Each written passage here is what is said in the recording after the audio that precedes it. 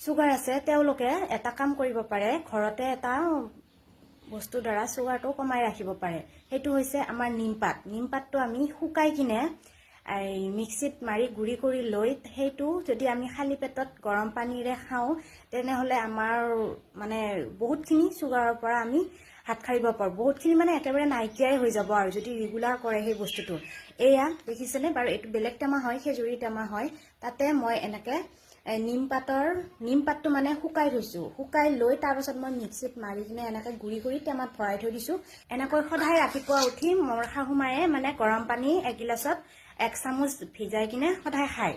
আৰু তেনেকৈ মানে বহুতখিনি মানে ক'বলৈ কি মানে মোৰ চুগাৰ নাই এতিয়া, মানে শাহুৰ চুগাৰ লেভেলটো একদম কমি গৈছে, মানে মিডিয়াম হৈ গৈছে। আপোনালোকেও ইচ্ছা কৰিলে এনেকৈ কৰিব পাৰে। মই পিনে অলপ খুলি কিনে দেখুৱাই আছোঁ আপোনালোকক। দেখিছেনে? এয়া গুড়িটো এনেকুৱা হ'ব।